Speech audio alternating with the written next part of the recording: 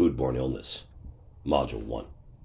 In the United States, foodborne illnesses affect millions of people annually, resulting in significant numbers of hospitalizations and deaths. According to the Centers for Disease Control and Prevention, CDC, the estimates are as follows. Approximately 48 million people, 1 to 6 Americans, get sick from foodborne illness each year. About 128,000 people are hospitalized annually due to foodborne illness. Roughly 3,000 people die each year from foodborne illnesses. The number one cause of foodborne illness is norovirus, a highly contagious virus that can cause gastroenteritis, leading to symptoms such as vomiting, diarrhea, and stomach cramps. It spreads easily through contaminated food, water, and surfaces, as well as direct contact with infected individuals. So what causes foodborne illness? Well, according to the CDC, there are some major contributing risk factors. Let's take a look. Number 1, unapproved suppliers. Number 2, inadequate cooking. Number 3, improper holding or storing of foods. Number 4, contaminated equipment. And number 5, poor personal hygiene. These are the things we really need to focus on. In Module 1, food handlers will learn to define foodborne illness and other related terms. What is a biological hazard? The big 6 pathogens. The top 5 illness-causing pathogens. The top 5 death-causing pathogens. What is a chemical hazard? What is a physical hazard? And major contributing factors of foodborne illness. Foodborne illness, commonly called food poisoning, occurs when you ingest contaminated food or drink. This contamination can result from pathogens like bacteria, viruses, parasites, or chemicals. Symptoms typically include nausea, vomiting, diarrhea, abdominal pain, and sometimes fever, and they can vary in severity. According to the Illinois Department of Public Health, IDPH, a foodborne illness outbreak is defined as a situation in which 2 or more people experience a similar illness after consuming the same food or drink. The illnesses must be confirmed through laboratory testing or epidemiological investigation to be linked to the same source of contamination. All calls regarding foodborne illness or illnesses from food should be directed to the manager or person in charge. So what causes foodborne illness? Well, hazards. Well, what are hazards? Well, they're biological, chemical, and physical agents that are reasonably likely to cause injury, illness, or worst case scenario, death in the absence of their control. So when we look at hazards, there's different categories. There's biological hazards, there's chemical hazards, and there's physical hazards. When we talk biological, we're talking bacteria and viruses and parasites. When we talk chemical, we're talking food additives and allergens and sanitizers and cleaning chemicals and compounds and toxic metals. Pesticides would also be included there. Physical hazards include, but are not limited to, metal shavings, staples, bandages, glass, dirt, and sometimes natural objects like bones and shells and pits. Make sure you understand these. Certain behaviors are also generally associated with foodborne illness and foodborne illness outbreaks. Number 1, poor personal hygiene, which we'll discuss in Module 2. Number 2, time and temperature abuse, which we'll discuss in Module 3. And cross-contamination or cross-contact, which we'll cover in Module 4. According to the CDC, the cost of foodborne illness in the United States is substantial. The economic burden includes both direct and indirect cost. Direct costs, these include medical expenses such as hospitalization, physician visits, and medications. It is estimated that foodborne illness costs approximately $15.6 billion annually in direct medical costs. Indirect costs, these encompass loss of productivity due to illness, premature death, and time spent by caregivers. Indirect costs can significantly increase the overall economic impact. The CDC estimates that the combined costs of foodborne illnesses, both from direct and indirect costs, is around $77 billion a year. In our environment, we are constantly surrounded by microorganisms that are invisible to the naked eye and cannot be detected by smell or taste. Some of these microorganisms are harmful to humans and are known as pathogens. These pathogens are biological hazards that can cause foodborne illnesses. Biological hazards are broken down into 4 categories: bacteria, viruses, parasites, and fungi, yeast and molds, of which could produce toxins. There are over 30 known foodborne pathogens that can cause foodborne illness. These include, again, bacteria such as Salmonella, E. coli, Listeria, and Campi. Viruses including norovirus and hepatitis A. Parasites like Giardia and Cryptosporidium and Trichinella. Fungi such as molds that produce mycotoxins that can also be harmful. The exact number can vary as new pathogens are discovered and as our understanding of foodborne disease evolves. Certain segments of the population are at higher risk for contracting foodborne illnesses due to their more vulnerable health conditions. Higher risk populations include older adults. Seniors often have a weakened immune system and may have other underlying health conditions that make them more susceptible to foodborne illnesses.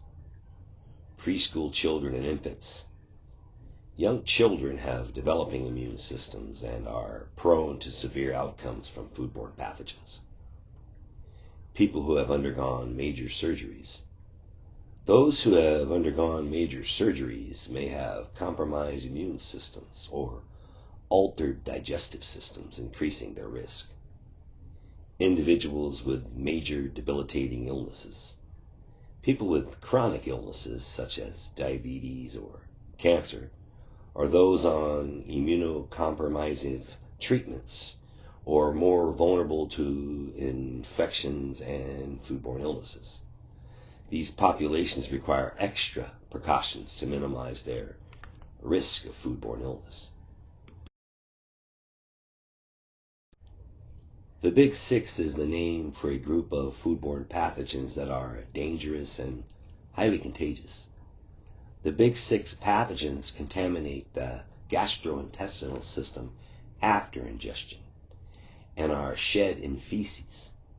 A food handler must report to their employer if they are diagnosed with, exposed to, exhibiting symptoms, or recovering from any of the Big Six. Food handlers with these symptoms are legally required to be excluded from the operation. The Big Six includes Shiga toxin-producing E. coli. Shigella causes shigellosis, the grossest. Hepatitis A virus, HAV. Salmonella typhi, or typhoid-like fever. Salmonella non-typhoidal. And norovirus, the most common. In the next 8 slides, we will explore the Big Six foodborne pathogens, providing a brief overview of each. We will cover their symptoms and prevention measures. While you don't need to memorize all the details, you should familiarize yourself with the common symptoms and how to prevent these infections. Keep in mind that these pathogens are often transmitted through the ingestion of fecal matter. Understanding what you're up against is key to effective prevention. Shiga toxin producing E. coli. Overview. High risk for young children, the elderly, and those with weakened immune systems. Can be fatal. E. coli is naturally present in the intestines of animals and humans. Prevention. Make sure you cook beef, especially ground beef, thoroughly. Prevent cross-contamination from raw beef. Use only pasteurized milk and juice, and wash all fruits and vegetables thoroughly. Symptoms include severe diarrhea ranging from watery to bloody and intense abdominal cramps. Shigella. Overview. Fecal-oral transmission can be caused by watery, polluted, or human feces. Some strains, similar to E. coli 0157H7, produces a toxin. Young, elderly, and immunocompromised at great risk. Wash hands, especially after using the bathroom. No bare hand contact with ready-to-eat food. Wash produce. Obtain water from an approved source. Symptoms include diarrhea, sometimes with blood, mucus, abdominal cramps, fever, and vomiting. Did you know there are over 2,300 types of Salmonella? According to CDC estimates, Salmonella is a leading pathogen in terms of annual deaths and hospitalizations. In this presentation, we will examine Salmonella typhi, which causes typhoid fever, and non-typhi Salmonella, which are more commonly linked to foodborne illnesses. Salmonella typhi, or typhoid fever. Overview. Transmitted via the fecal-oral route. Asymptomatic individuals can still spread the disease. Can be fatal if not treated properly. Prevention. Wash hands thoroughly, especially after using the bathroom. Avoid bare hand contact with ready-to-eat foods. Symptoms: persistent high fever, nausea and vomiting, abdominal cramps, headache and fatigue, rash on the chest and/or abdomen. Salmonella typhi might only be familiar to recent travelers to developing countries, but at the start of the 20th century, it was a common threat. Typhoid Mary Mallon, a cook in New York City, became infamous for spreading the disease. Health officials, following the footsteps of the pioneering epidemiologist John Snow, traced several typhoid outbreaks back to Mary. She was identified as a chronic carrier of Salmonella typhi, spreading the bacteria through her cooking. Mary was given the option to remove her infected gallbladder, the only known remedy at the time, but she refused both the operation and to stop cooking. Consequently, she was arrested and incarcerated. After 3 years, she was released on the condition she would never cook professionally again. However, Mary couldn't resist her passion for cooking. She changed her name and continued cooking in various establishments, spreading Salmonella typhi to many more people. Eventually, she was tracked down and spent the rest of her life quarantined in a New York City hospital. Salmonella non-typhoidal. Overview. Naturally occurring in many farm animals, eating a small amount can make you sick. This bacteria can stay in the infected person for weeks. Prevention. Cook poultry and eggs to required minimum temperatures. Prevent cross-contamination. Exclude sick food handlers. Symptoms include fever, nausea, abdominal cramps, vomiting, and diarrhea. Norovirus. Overview. Fecal-oral route and person-to-person transmission. Leading cause of viral foodborne illnesses and diarrhea in the United States. Highly infectious. Prevention. Wash hands, especially after using the bathroom. No bare hand contact with ready-to-eat food. Sanitize all surfaces with chlorine solution. Symptoms include nausea, vomiting, diarrhea, abdominal cramps, and low fever. Hepatitis A. Overview. Fecal-oral transmission can be found in water and raw shellfish, oysters, mussels, clams. Highly infectious. Disease can spread 2 to 4 weeks before any symptoms appear. Children often show no symptoms but can still spread the disease to others. Prevention. Wash hands, especially after using the bathroom. No bare hand contact with ready-to-eat food. Obtain water and shellfish from approved sources. Symptoms: fever, nausea, fatigue, abdominal cramps, loss of appetite, and jaundice, which is the yellowing of the eyes and skin. So now that we've reviewed the big six, it's important to apply what you've learned.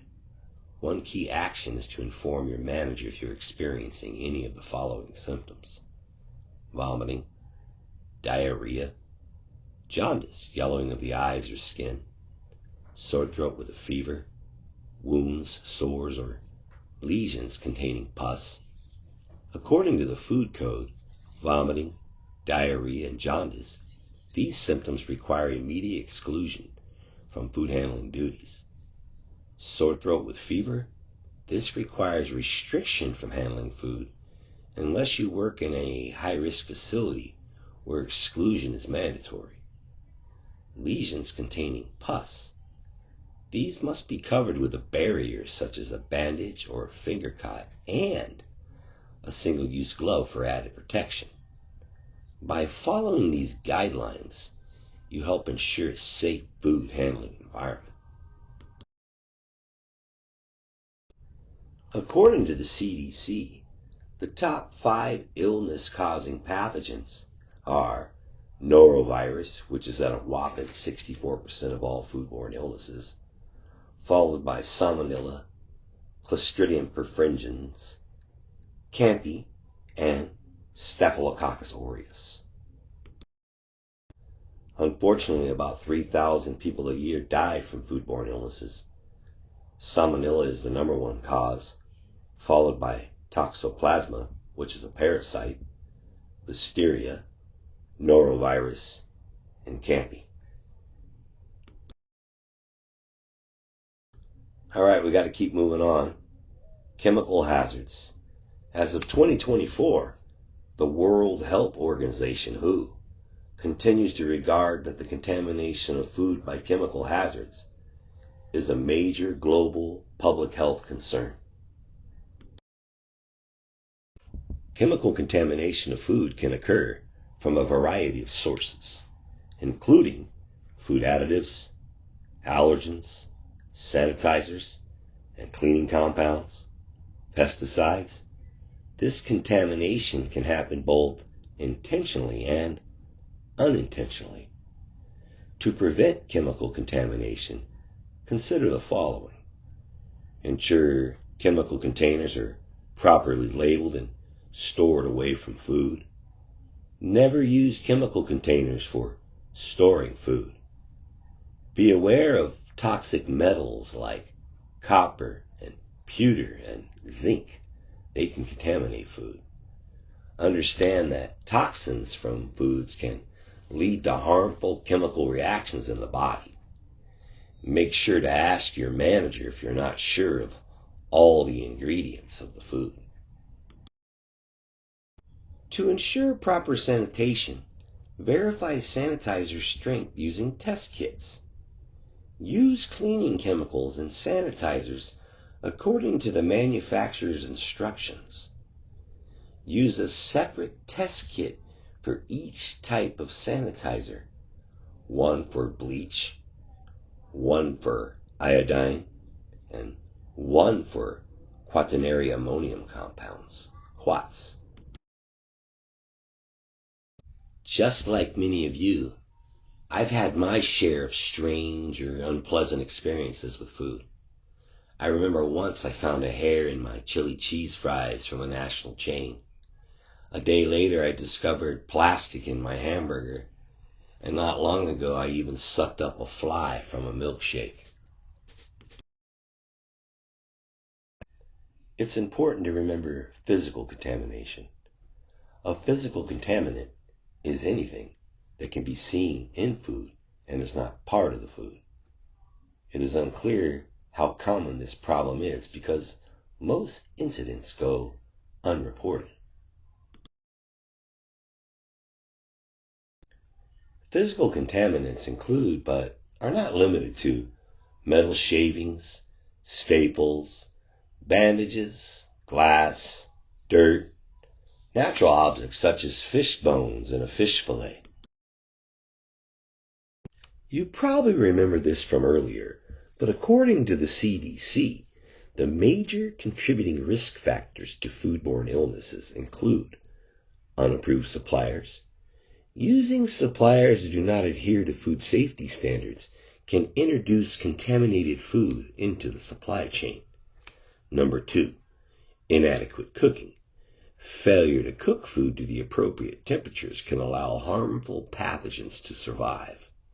Improper holding or storing. Not keeping food at the correct temperatures can result in bacterial growth and contamination. Contaminated equipment. Using equipment that is not properly cleaned and sanitized can transfer pathogens to food. And poor personal hygiene. Food handlers who do not practice good personal hygiene can contaminate food with harmful bacteria and viruses. You're almost finished with Module 1. There are 4 multiple choice questions you must answer to demonstrate understanding. Read the question and select the best answer. You're required to get 75% or 3 correct to move on to the next module.